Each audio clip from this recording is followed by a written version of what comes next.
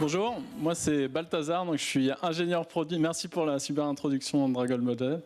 Je suis ingénieur produit chez Wedze et co-leader sur l'environnement avec Eva qui est dans la salle. Alors nous, quand on est arrivé chez Decathlon avec Antoine qui était jeune designer et moi jeune ingénieur produit, en fait on voulait tout simplement sauver le monde. On voulait sauver la planète des gros pollueurs industriels et ça en commençant par Decathlon. On voulait changer la manière de voir l'environnement. En fait, on arrivait sorti d'école, boosté à fond, rempli d'énergie, et on se disait c'est quand même fou que 70% des cours d'eau en Chine sont pollués par les industries du textile. Alors après, on a vu que Decathlon est très fort pour rassembler, fédérer les différents employés collectivement autour de multiples thématiques. Sauf qu'il y a une thématique, l'environnement, où on trouvait que cette thématique était très peu traitée collectivement. Souvent traitée en éco-conception par des ingénieurs produits conquis par la cause et qui travaillent souvent seuls. C'est-à-dire que l'éco-conception est tellement chargée de contraintes qu'on perd beaucoup de gens en route. On perd beaucoup de gens en route parce que ces contraintes, elles sont directement liées à notre business model d'entreprise de grande distribution. Donc lorsqu'on fait de l'éco-conception, ça prend du temps. Donc c'est vraiment les plus téméraires d'entre nous qui se lancent dans de l'éco-conception et donc l'environnement perd beaucoup de gens en route. On a donc décidé de lancer une V0 de notre projet. D'abord, fédérer les gens physiquement autour de l'environnement. On s'est donc dit qu'on allait créer ce qu'on appelle les Green Zones. Les Green Zones, ça a été un projet monté en collaboratif avec une équipe ultra motivée au Mountain Store et qui permet de refléter l'ensemble des démarches qui ont un bon impact pour la planète, tant en externe qu'en interne. On a ainsi une zone, là c'est la zone au Mountain Store, qui permet de fédérer les équipes autour de l'environnement physiquement. Donc là, on voit des produits, par exemple, des produits de la concurrence avec des bonnes pratiques. Ça peut être aussi des produits Decathlon avec un bon impact pour la planète. Donc on en a monté une première au Mountain Store. Et les équipes de Tribord et de Layan nous ont contactés et ont dupliqué des Green Zones sur les sites d'Hendaye. Alors ces Green Zones, elles sont très bien. Mais nous, on voulait aller beaucoup plus loin. On voulait être dans l'action, dans le produit, dans le palpable, ce produit qui nous fédère tous, qui nous fait rêver. Mais en fait, on s'est bien rendu compte que l'éco-conception, c'est chargé de contraintes.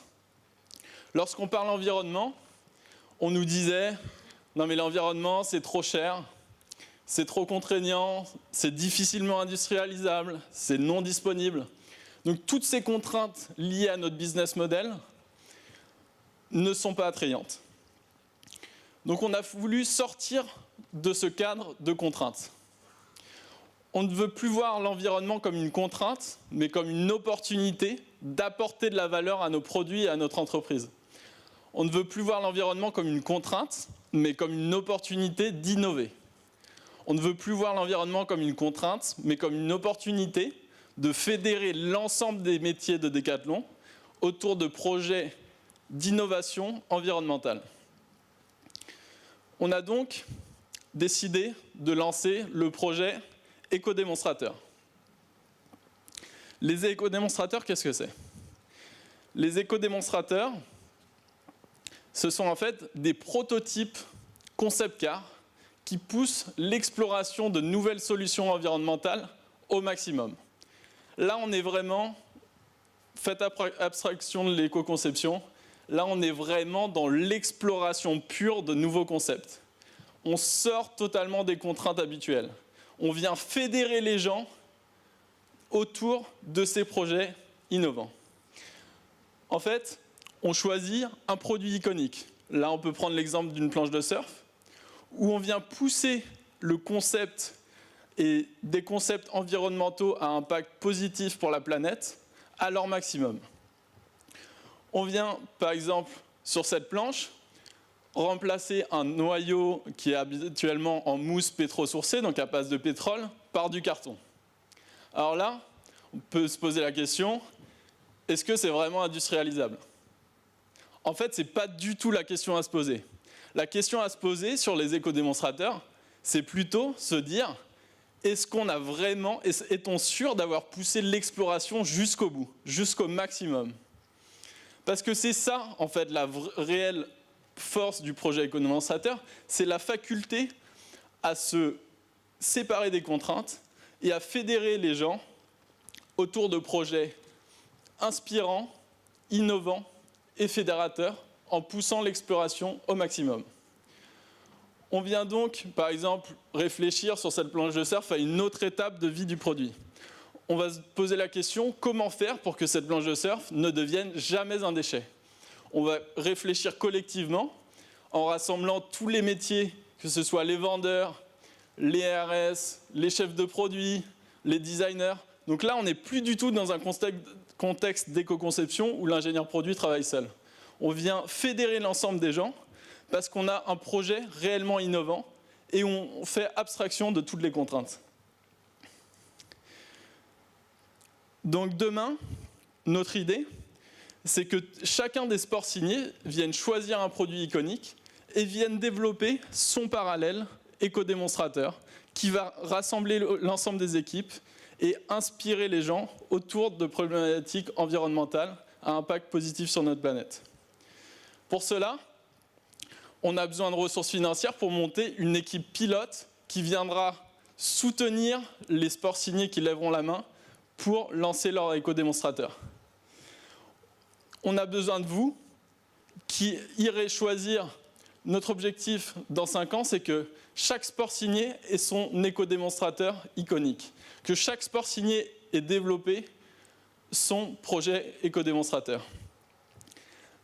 Mais par contre, il ne faut pas confondre vitesse et précipitation. C'est-à-dire que sur les projets éco-démonstrateurs, il faudra bien s'assurer qu'on est allé jusqu'au bout de l'exploration, qu'on est allé défricher vraiment jusqu'au bout chaque concept qu'on développe avec un impact positif pour la planète. Parce que c'est ça qui vous rendra fiers de vos éco-démonstrateurs. C'est ça qui vous rendra fiers d'avoir participé à un projet d'innovation autour d'une thématique qui fait du bien à la planète, avec l'ensemble des cœurs de métier de Decathlon. C'est ça qui vous rendra fiers d'avoir participé au changement que Decathlon est en train d'opérer pour faire du bien à la planète. Vos éco-démonstrateurs, vous en serez fiers. Merci.